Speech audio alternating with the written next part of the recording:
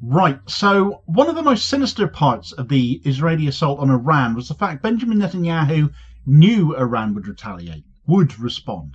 So he knowingly put his own people in harm's way as he allegedly jetted off to Greece to ensure he was nowhere near the danger zone himself, as he called in that attack down on Iran and expected the retaliation from it. Where civilian casualties of the Iranian strikes are undeniable, in part because the military targets chosen by Iran, including headquarters which Israel intentionally placed in residential areas, therefore by default turned their own people into human shields. The scale of the damage Iran proved itself capable of inflicting, largely on the fly, as you imagine this attack was since they had been caught off guard by the Israeli assault, left Israel and Netanyahu reeling.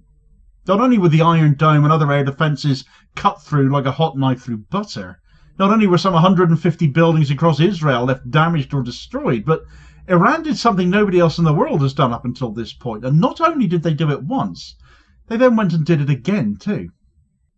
Right, so as we all by now surely know, Israel launched an unprovoked and highly provocative missile strike against Iran yesterday, targeting nuclear facilities and assassinating more than 20 high-ranking Iranian commanders and scientists. These strikes were justified by the baseless claims Israel has been trotting out for decades of Iran developing nuclear weapons, lacking any substantiating evidence when ample inspections and reports exist stating the contrary, and acted in blatant defiance of international law for the umpteenth time. Israel's actions have not only risked regional stability, but they triggered a swift, severe and historic response, Iran's retaliatory operation, codenamed, as we knew it would be, True Promise 3, and it made good on that promise too. It's exposed the hollowness of Israel's military superiority and the moral bankruptcy of its leadership under Benjamin Netanyahu, and it did so in spades. The Israeli government has long justified its belligerent posture towards Iran by invoking fears of nuclear escalation, aided and abetted by far too many allies led by bought and paid for politicians. Yet no credible concrete evidence exists that Iran is building a nuclear weapon. Yet despite this, Israel has continued to ratchet up that rhetoric, target Iran's nuclear facilities, and all to functionally help keep Netanyahu in power. More war being his go-to response every time things start getting a little bit tricky for him. Israel's strike was no act of legitimate preemptive defense, as they've claimed. It was a reckless act of aggression, orchestrated not in Israel's national interest at all, but at their expense instead. It was a desperate maneuver by Netanyahu to distract from his internal crises and the mess he's made in Gaza, having exposed Israel as a pariah state worldwide. No amount of Hasbara will save him from either. His government teeters on the edge of collapse, having dodged that particular bullet earlier this week. So he is mired in corruption scandals and mounting criticism for the horrific war of starvation and genocide against Palestinians in Gaza, and with nowhere else to turn, he's played the Iran nuclear weapons card once more, this time with missiles of his own. Israeli officials themselves warned citizens to brace for the gates of hell to open in response, an open admission that their attack was expected to provoke massive retaliation by Iran, and yet they did it anyway. Netanyahu knew the consequences and yet pursued the attack anyway, gambling the lives of his own citizens to score political points for himself. He was the only winner in all of this. This was not the action of a responsible head of state. It was the act of a cornered man playing with matches in a room that's been soaked with petrol. Iran's response was immediate. It was massive. It was devastating. In what is now being described as the most significant counterattack in the history of Israeli-Iranian hostilities, Tehran launched hundreds of missiles and drones in waves across multiple fronts. Iran's projectiles overwhelmed Israeli air defense systems, with several direct hits confirmed on Tel Aviv and other strategic locations across Israel as well. Iran claimed to have struck over 150 Israeli military and infrastructure targets, causing significant destruction and casualties. It was also reported, and there's been some video showing this as well, that multiple waves of missile barrages not only crippled the targets they hit, but they also sent literal shock waves out. Such was the force of the Iranian impacts. Witnesses in Tel Aviv described scenes of destruction unlike anything they had ever seen. And the psychological impact will be profound amongst a populace completely unused to being on the receiving end of such strikes, to actually being hit. Israel's famed Iron Dome was breached over and over, its invincibility narrative utterly shattered. and for a population believing that they had the best air defences in the world, that nothing could crack, that they were safe, Iran completely overwhelmed them. In the wake of the destruction, Israeli authorities scrambled to control the narrative, as they always do. Citizens were discouraged from posting photos or videos of the devastation online, and the stated reason for that was to prevent Iran from gaining post-strike intelligence. But the more plausible explanation is a state-driven attempt to mask the scale of the damage and the failure of the Iron Dome system and all the other air defence systems as well that were bypassed. Nevertheless, reports have confirmed extensive damage across civilian and military areas, despite Israel's attempts at silence.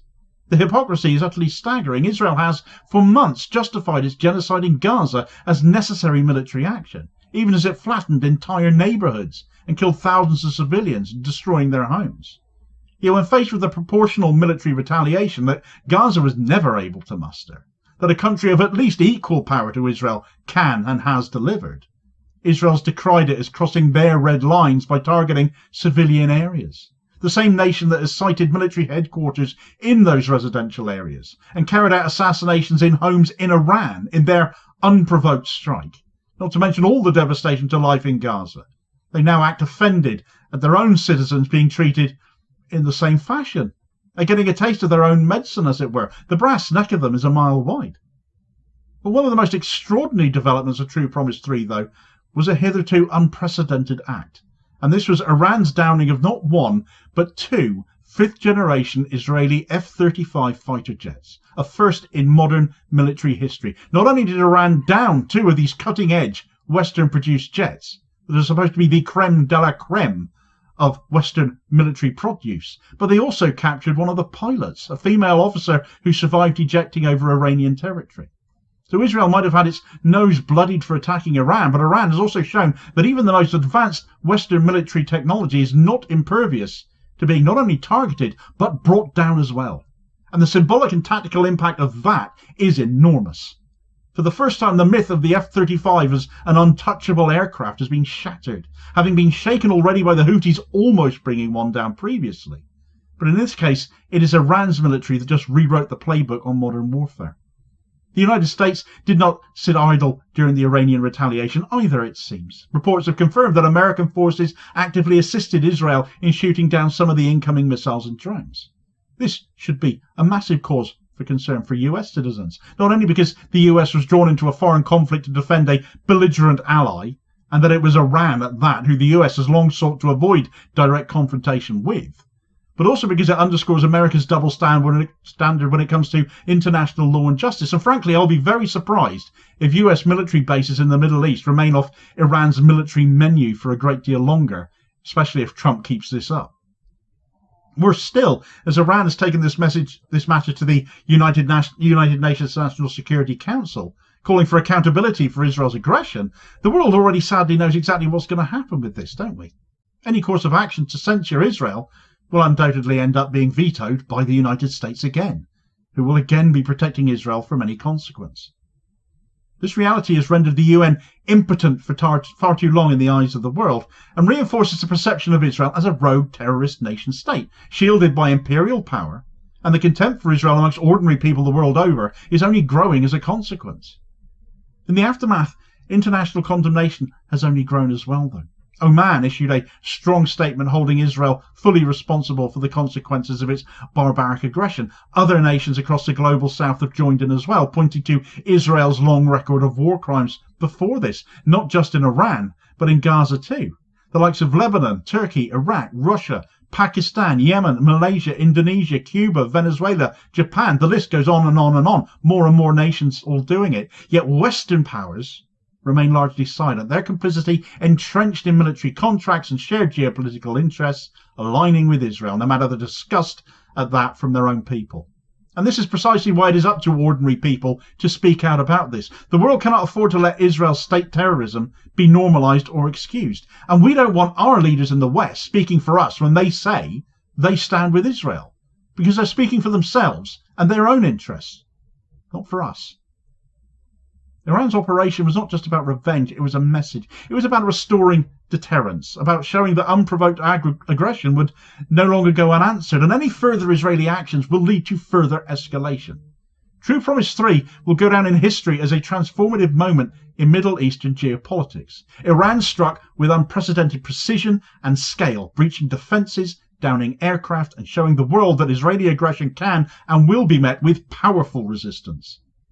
Benjamin Netanyahu's decision to attack Iran was not just reckless, it was catastrophic.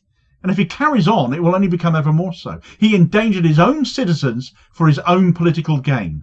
And he would do it again and again, further isolating Israel on the world stage and inviting a historic retaliation that left Tel Aviv battered already and the Israeli public shaken to the core, now realizing they are vulnerable and their prime minister is endangering them by continuing with further Iranian assaults.